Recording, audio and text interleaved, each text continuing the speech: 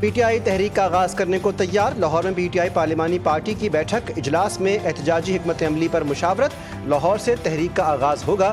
وزیر اعلیٰ علی امین گنڈاپور کہتے ہیں بانی پی ٹی آئی 90 روز میں رہا ہوں گے یا ہم سیاست چھوڑ دیں گے، مشاورت کے ساتھ آگے بڑھیں گے۔ تمام صوبوں سے کہتا ہوں کہ اپنے حالات کو سامنے رکھ کر لائحہ عمل تیار کریں۔ علی محمد خان بولے ہر چھوٹے بڑے شہروں میں کارکنان کو متحرک کرنے کا فیصلہ ہوا ہے، ہر صوبے کے لوگ تحریک کے لیے نکلیں گے۔ خوش آمدید کہتا ہوں پاکستان کی زرزمین پر، کیونکہ باقی یہاں کے عام غریب ورکروں کے بچوں کو سڑکوں پہ لا کر ان کو مروا کر ان کو جیلوں میں ڈلوا کر یہ کہتے ہیں بالکل ہم ان کو ویلکم کرتے ہیں۔ پاکستان کے آئین کو، پاکستان کے قانون کو اگر ہاتھ میں لیں گے تو پھر گرفتاری بھی ہوگی۔ میں سمجھتا ہوں ٹیسٹر چھوڑا انہوں نے، کریں گے نہیں۔ عاصم اور سلیمان پاکستان نہیں آئیں گے، صرف شوہا چھوڑا گیا ہے، پاکستان آ کر قانون شکنی کی تو گرفتار کر لیں گے۔ گورنر خیبر پختونخوا فیصل کریم کنڈی کا انتباہ، کہا احتجاج آئین و قانون کے دائرے میں ہونا چاہیے۔ پرامن احتجاج ہر شہری کا آئینی اور جمہوری حق ہے، مگر کسی کو قانون ہاتھ میں لینے کی اجازت نہیں دیں گے۔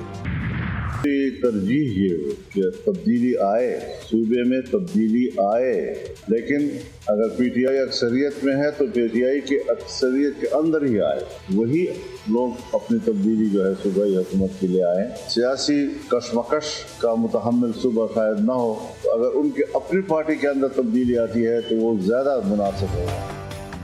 مولانا فضل الرحمان نے خیبر پختونخوا میں تبدیلی کی خواہش ظاہر کر دی، کہا کہ تبدیلی اپوزیشن سے نہیں پی ٹی آئی کے اندر سے ہی آنی چاہیے۔ صوبہ کسی سیاسی کشمکش کا متحمل نہیں ہو سکتا، صوبے سے متعلق پارٹی مشاورت سے فیصلہ کرے گی۔ سینٹ سے متعلق کیا ایڈجسٹمنٹ ہوتی ہے ابھی تبصرہ نہیں کر سکتا۔ فاٹا انضمام غلط فیصلہ تھا جس کو سب پارٹیوں کو تسلیم کرنا چاہیے تھا۔ ملٹری کورٹ سزاؤں کے خلاف درخواست قابل سماعت قرار، پشاور ہائی کورٹ نے حکم نامہ جاری کر دیا۔ 9 مئی واقعات کے سزا یافتہ مردان کے عدنان اور دیگر کی درخواست پر تحریری حکم نامہ جاری۔ ملٹری کورٹ سے سزا یافتہ ملزمان ہائی کورٹ میں درخواست دائر کر سکتے ہیں۔ وفاقی حکومت کی درخواستوں کو ناقابل سماعت قرار دینے کی استدعا مسترد۔ 190 ملین پاؤنڈ کیس میں شہزاد اکبر کا کرپشن میں مرکزی کردار۔ ذرائع کے مطابق شہزاد اکبر نے 6 نومبر 2019 کو خفیہ معاہدے پر دستخط کیے۔ 190 ملین پاؤنڈ جو بحریہ ٹاؤن کے اکاؤنٹ سے سپریم کورٹ نامزد اکاؤنٹ میں منتقل کیے گئے۔ شہزاد اکبر نے این سی اے سے معاہدہ کرتے وقت ریاستی اداروں کو اعتماد میں نہیں لیا۔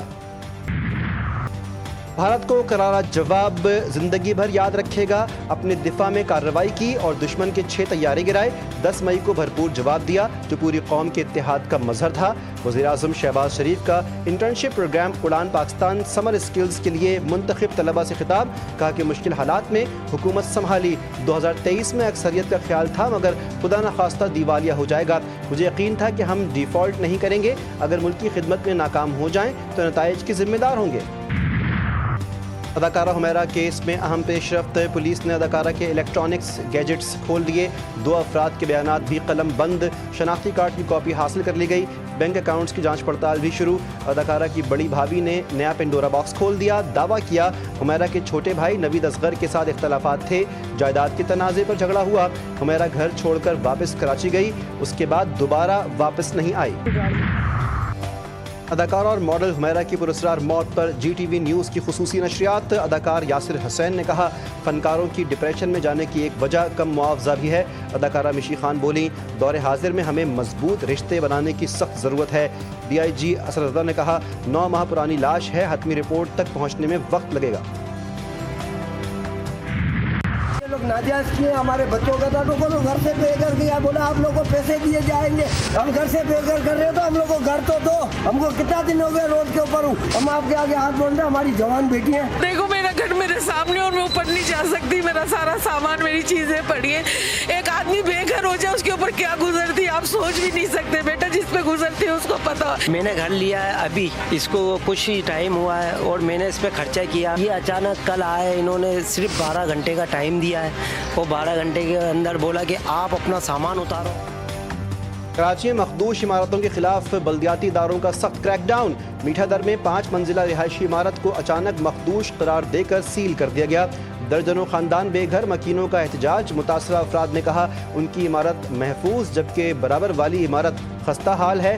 بلدیہ عظمیٰ کراچی پر جانبداری اور بغیر مکمل معائنے کے کارروائی کرنے کا الزام۔